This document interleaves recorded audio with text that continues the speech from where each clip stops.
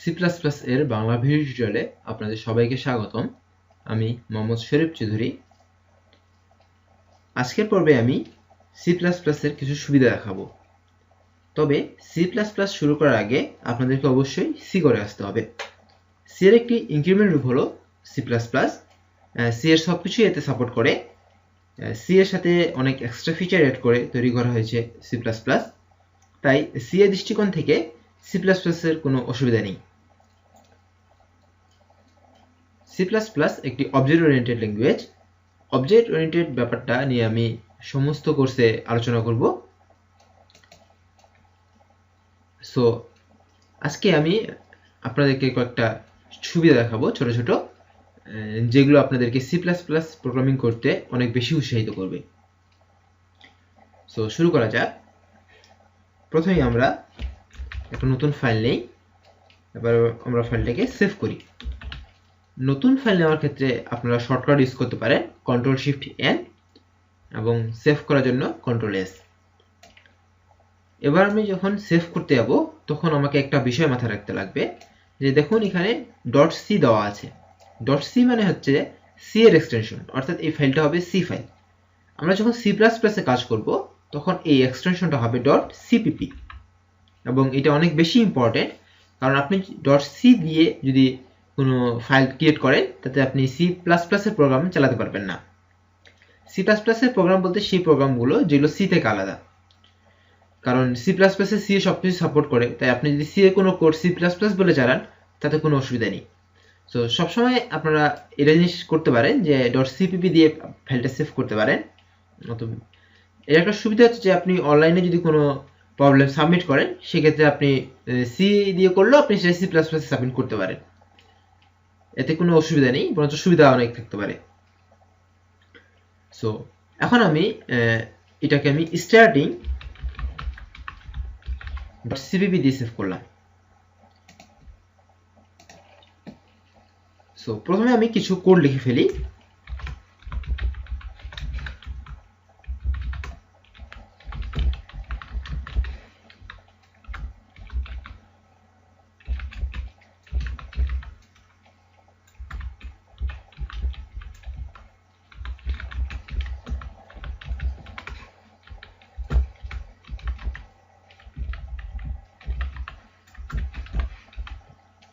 আমি কিছু কোড লিখে ফেললাম।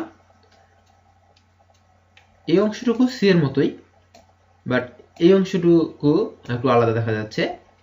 সো প্রথমেই যেহেতু আমি এখানে ইনক্লুড দেওয়া আছে, হ্যাশ ইনক্লুড, তার মানে এটা অবশ্যই একটা হেডার।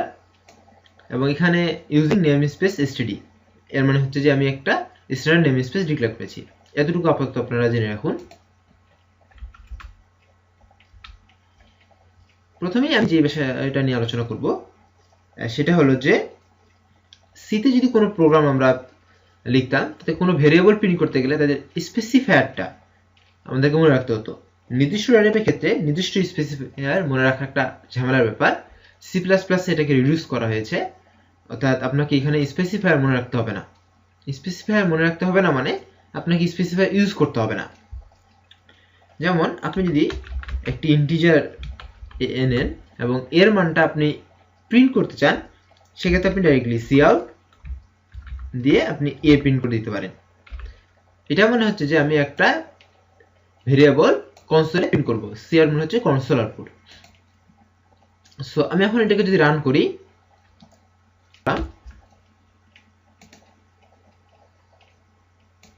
দেখুন একটা গার্বেজ মান এসেছে।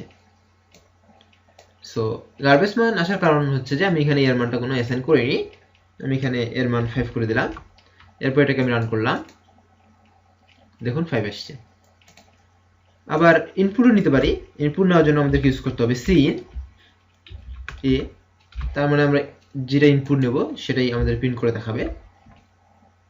সো আমি এটাকে যদি রান করি, তারপর আমি 5 চাপলাম, তারপর 5টা আমাদেরকে প্রিন্ট করে দেখাচ্ছে। যে জিনিসটা গুরুত্ব দিতে হবে সেটা হচ্ছে যে এই চিহ্নটা ইনের জন্য একরকম, আউটের জন্য আর একরকম, এটা গন্ডগোল করা যাবে না। এটা গেল প্রথম সুবিধা।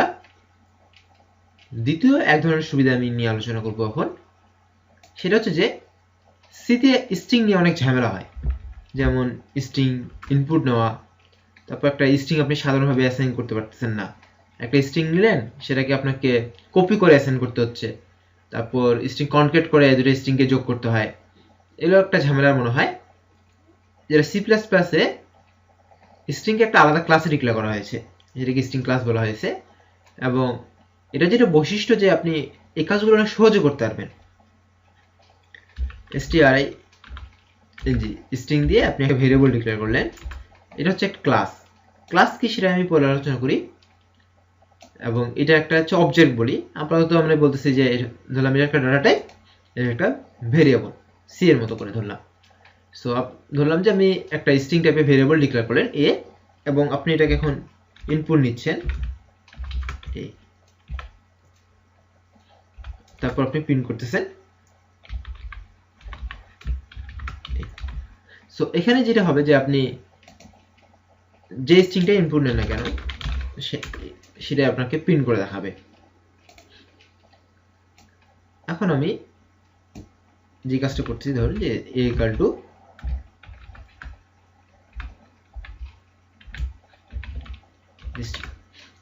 একটা স্ট্রিং আমি এভাবে সরাসরি অ্যাসাইন করতে পারি, যেটা আপনারা সিতে করতে পারবেন না, আমরা যেটা সিতে করতে পারবো না।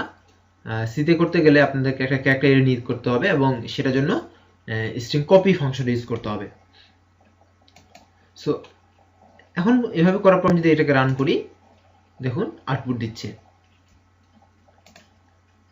সো আবার একটা ব্যাপার যে আমি এখানে এ নিলাম, বি নিলাম, সি নিলাম, ইকুয়াল টু hstু, তারপর আমি এখানে দিচ্ছি বি ইকুয়াল টু দিলাম একটা স্পেস দিয়ে দিলাম, তারপর আমি এখানে প্রিন্ট করতেছি এ প্লাস বি।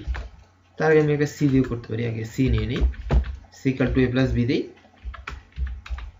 তারপর আমি এখানে সি প্রিন্ট করি। এটাকে যদি আমি রান করি তাহলে দেখবেন যে hstু দিনাজপুর হয়ে গেছে। তার মানে কি সি এর মধ্যে কি হয়েছে, hstু প্লাস দিনাজপুরটা একসঙ্গে হয়ে গেছে। এই কাজটা সি প্লাস প্লাসে খুব সুন্দর করে করা যায়। এ প্লাস বি এখানে নিতে পারেন, সমস্যা নেই। সি প্লাস প্লাসে আপনি দুই তিনটা ভেরিয়েবল একসঙ্গে পরপর প্রিন্ট করতে পারেন, সেক্ষেত্রে আপনাকে বারবার এই চিহ্নটা দিতে হবে। যেমন আপনি যদি প্রথমে hstু প্রিন্ট করতে চান এ, তারপর হলেন যে আপনি ডাইরেক্টলি দিনাজপুর প্রিন্ট করবেন, তো বি দিলেন। তারপরে নিউ লাইনের জন্য আপনি যে কাজটা করতে পারেন যে এই ক্যারেক্টারটা নিয়ে ব্যাকস্ল্যাশ এন এটাও দিতে পারেন, আবার ডবল কোটেশনের ভিতর ব্যাকস্ল্যাশ এন দিতে পারেন। তবে এই দুটো স্ট্যান্ডার্ড না। নিউ লাইনের জন্য হচ্ছে স্ট্যান্ডার্ড যেটা হচ্ছে ENDL, হচ্ছে ইন লাইন ইউজ করা, এটা হচ্ছে স্ট্যান্ডার্ড। আপনি এটা লিখলে একটা নতুন নিউ লাইন পেয়ে যাবে। তারপর আমরা আবার একটা প্রিন্ট করব, সেটা হচ্ছে সি আউট দিলাম, দেওয়ার পরে আমি ধরলাম যে প্রথমে প্রিন্ট করব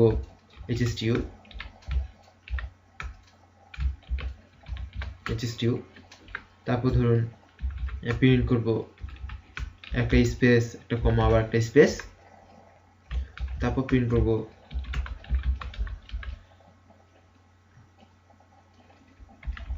স্ট্রিংয়ের ভিতর দিনাজপুর,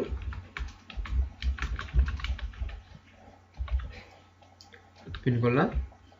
তারপর ধরুন যে আবার একটা স্পেস প্রিন্ট করব, আবার প্রিন্ট করব 5200, এটা ইন্টিজার।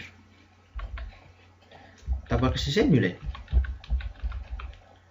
এবং আমি যদি এটাকে এবার রান করি তাহলে দেখুন প্রথমটা এসেছে hstু দিনাজপুর, তারপরটা এসেছে hstু, তারপরে যে কমা, তারপর দিনাজপুর 5200 চলে এসেছে। না দিলেও চলতো, তাহলে আরো ভালো দেখাবে। hstু দিনাজপুর 5200, এই কাজটা আপনারা করতে পারেন, এটা সাধারণ ইনপুট আউটপুটের মতো। এখানে যেটা দেখালাম যে স্ট্রিং অ্যাড করা, অ্যাসাইন করা, ইনপুট নেওয়া, কনকেট করা, এই জিনিসগুলো খুব সহজে আমরা করতে পারতেছি সি প্লাস প্লাসে, সেরকম কোনো ফাংশন কল করা ছাড়াই। এটা অনেক সুবিধার একটা ব্যাপার। যেমন আপনি একটা স্ট্রিং এর সঙ্গে একটা ক্যারেক্টার এড করে দিতে পারেন, যেমন এ ইকুয়াল টু প্রথমে আমি দিলাম যে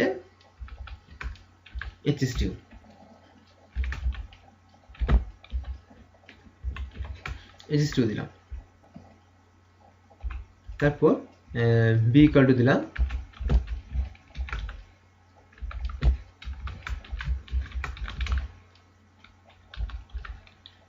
দিনাজপুর।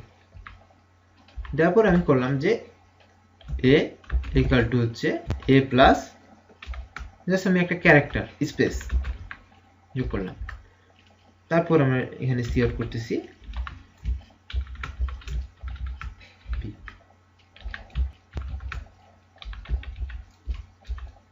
এবার যদি আমি এটাকে রান করি তাহলে নিচে টু একটা স্পেস দিনাজপুর, এই স্পেসটা এখানে অ্যাড হয়ে গেছে।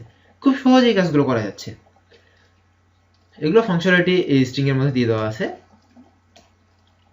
সো পরে যখন আমি স্ট্রিং নিয়ে আলোচনা করব তখন আরো বিস্তারিত আলোচনা করব। সবশেষে একটি মজার বিষয় নিয়ে আমি শেষ করব, সেটা হচ্ছে যে এখানে এর জন্য একটা হেডার ইউজ করতে হবে, সেটা হচ্ছে অ্যালগরিদম ইউজ করতে হয়। ধরুন আমি একটা ইন্টিজার অ্যারে নিয়েছি, এইটা যার মধ্যে আমি 7টা উপাদান রাখবো।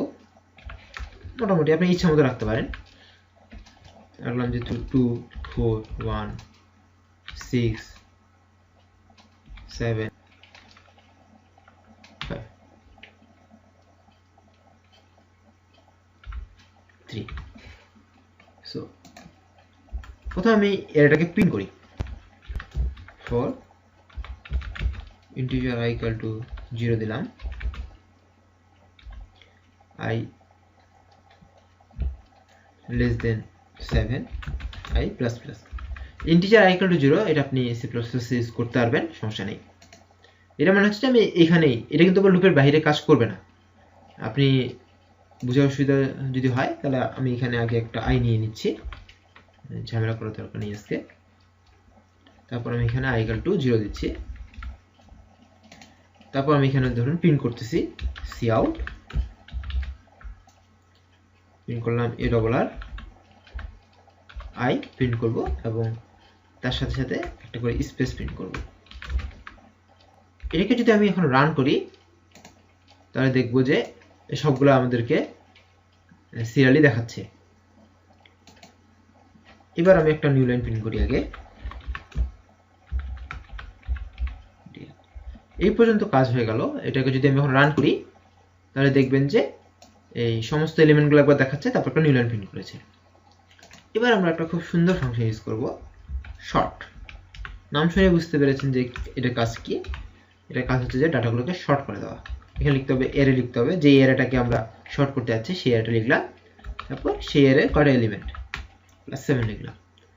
এটা ফাংশনালিটি অনেক বুঝতে গেলে একটু টাইম নিতে হবে। আমি যখন অ্যালগরিদম আলোচনা করব, এই হেডারটা নিয়ে আলোচনা করব, তখন এটা ভালোভাবে বিস্তারিত আলোচনা করব। এতটুকু জানে রাখুন যে একটা অ্যারেকে সম্পূর্ণ শর্ট করতে গেলে সেই অ্যারে নামটা রাখতে হবে এবং সেই অ্যারে প্লাস দিয়ে কয়টা এলিমেন্ট সেটা আপনাকে রাখতে হবে। এবার আমি আবার এই কাজটা করব, যে যতগুলো এলিমেন্ট এখন এর মধ্যে আছে সেটাকে প্রিন্ট করব। এই কাজটা যদি আমি করি, তারপর যদি আমি এটাকে রান করি,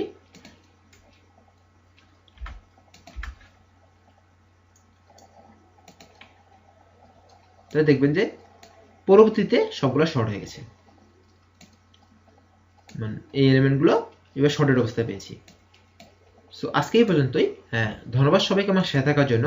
দেখা হয় পরের টিউটোরিয়ালে। ধন্যবাদ সবাইকে।